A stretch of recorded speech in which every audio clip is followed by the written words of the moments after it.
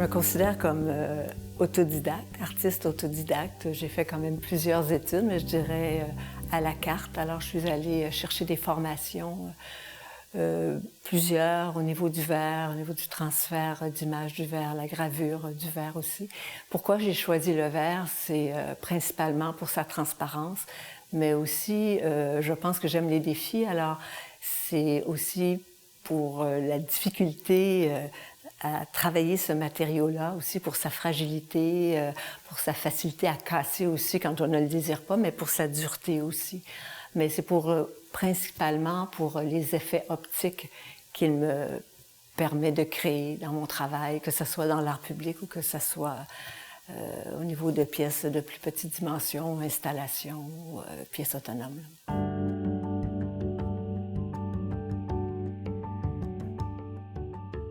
J'ai beaucoup travaillé dans des cadres d'intégration des arts à l'architecture, de l'art public, plus particulièrement. Je me préoccupais, je le dis au passé, parce que j'en fais moins ces dernières années, mais je me suis toujours préoccupée du lieu, des gens qui avaient utilisé le lieu par le passé ou au présent. Qu'est-ce qui avait coloré ce lieu-là, finalement. Puis, je remarque maintenant que je fais des œuvres qui sont exposées plus en galerie ou en musée. En fait, je conçois des pièces qui touchent un territoire plus intime qu'avant. Alors, je parle des zones d'ombre des individus, de la détresse humaine.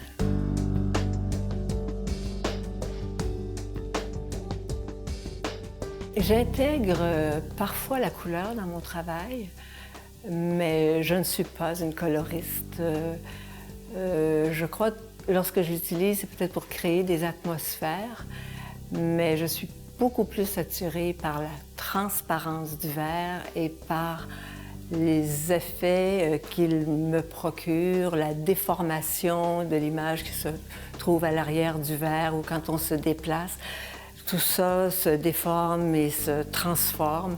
Alors, le verre me permet de parler de ce qui est vrai, mais aussi peut-être de supposer aussi autre chose. Alors, je parle des non-dits à travers le verre. C'est le matériau qui me permet le plus de le faire. Je ne serais pas capable, je pense, développer cette idée-là de non-dit sans ce matériau.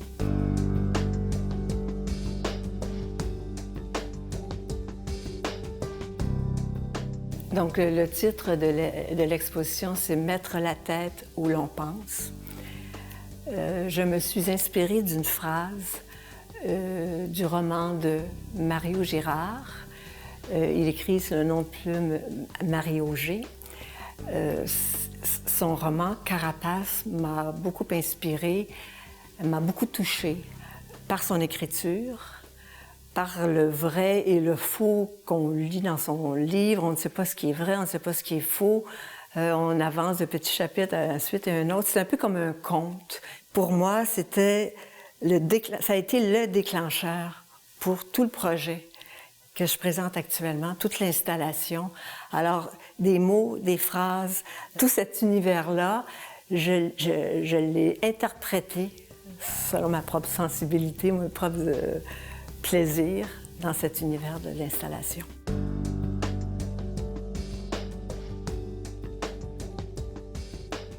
Des miettes se détachent de moi et se répandent par terre, en petits tas, que le vent balaie aussitôt, étant en longue traînée derrière moi.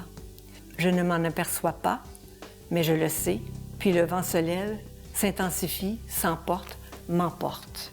Je rentre la tête entre les épaules. Je me la fais descendre jusque dans le ventre. J'ai de la place à l'intérieur. Tout plein de place. Mon corps a un blot, comme un paquebot, mais je ne vogue pas sur l'eau. Je suis trop grosse, trop lourde. J'ai trop épais de carapace, trop de carcasse. Alors, je vais faire de la plongée.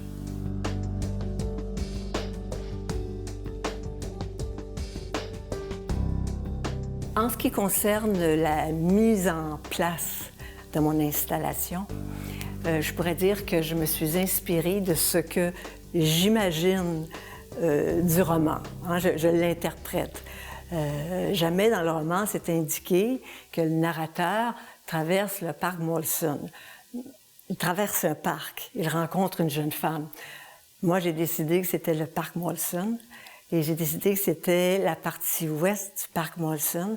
Alors, il y a le sentier qui traverse le parc Molson en diagonale. Alors, c'est pour ça que j'ai 13 éléments de verre qui traversent la galerie en diagonale. Et j'ai mis j'ai placé des photographies d'une jeune femme sur les murs de la galerie en imaginant que c'était des personnages dans le parc qui pouvaient observer le narrateur qui traversait le parc Molson.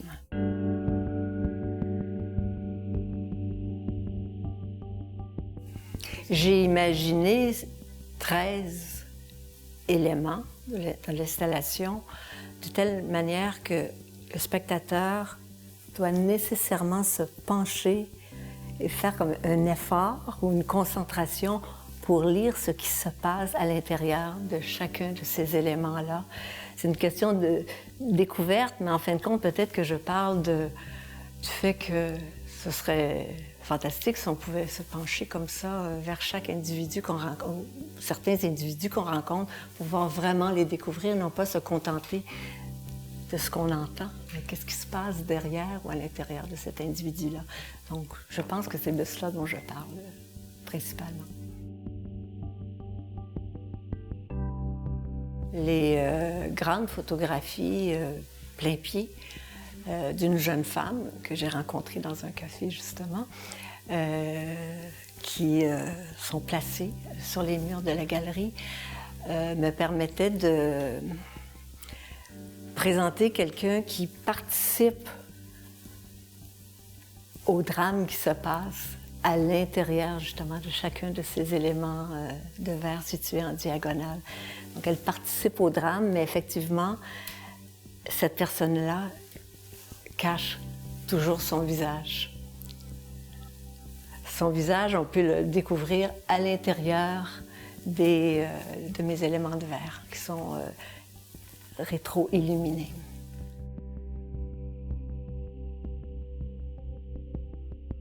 Alors, ce qui me préoccupe beaucoup, c'est l'individu, ce sont les difficultés de chaque individu à pouvoir s'intégrer dans la société ou à pouvoir vivre en harmonie avec lui-même.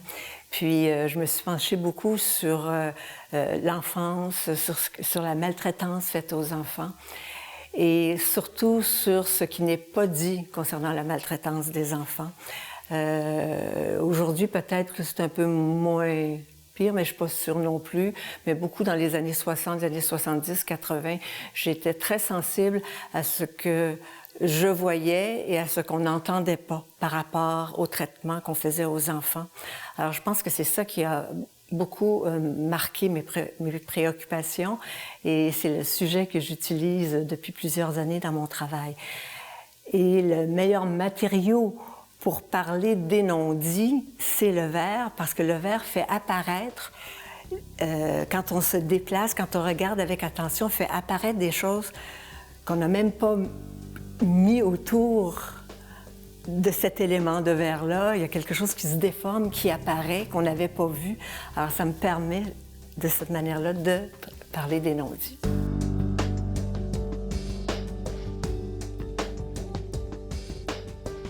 Dans mon enfance, je pourrais dire que j'ai baigné dans un milieu cinématographique, non pas de création cinématographique, mais de distribution de films.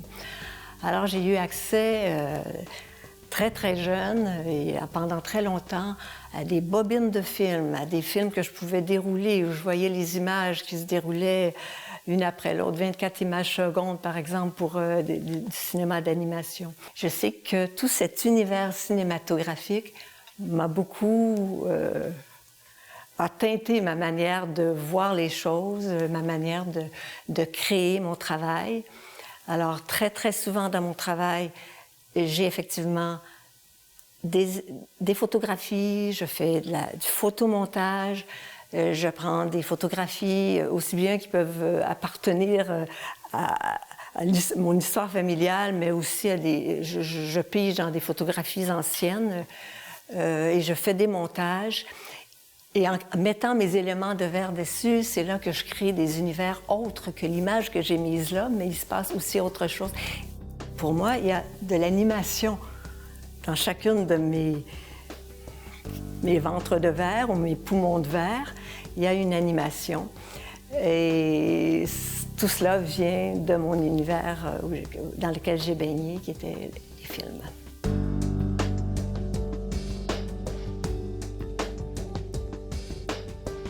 J'essaie de parler de la détresse humaine et je sais que je n'y parviendrai jamais. Je continue à le faire avec obstination. Puis c'est correct comme ça. C'est pas une déception, c'est une espèce d'acharnement.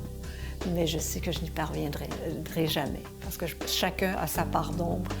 C'est quelque chose qu'on n'atteint pas chez les individus.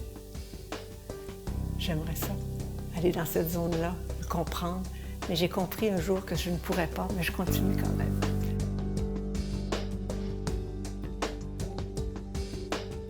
Moi, ce qui m'intéresse le plus, c'est la lecture que les gens font de ce qu'il y a dans l'installation.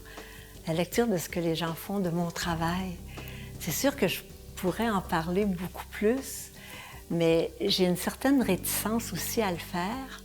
Premièrement, quand je le conçois, tout n'est pas réfléchi, tout n'est pas organisé. Je prends une photo, je prends un objet, je les superpose, ça ne fonctionne pas, je l'enlève, j'en mets un autre et j'attends, moi, de réagir à ce qui se passe là. Puis je travaille avec des émotions. J'essaie d'exprimer des ondes d'ombre, des insécurités, des malaises, des grandes tristesses aussi. Mais je n'ai pas besoin de les nommer. Je fais simplement travailler avec mes éléments. Puis à un moment donné, c'est comme un casse-tête. Tout ça se construit.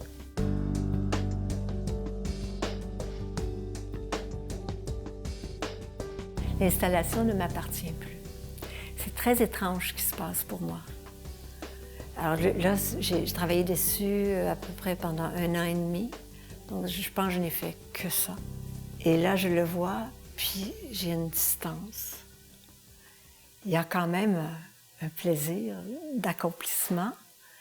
Je pense avoir réussi à mettre des émotions que je ressentais dans mon travail. Je crois que ça, je l'ai réussi. Mais je veux m'en éloigner et je veux juste entendre ou voir des gens qui circulent dans cet univers-là.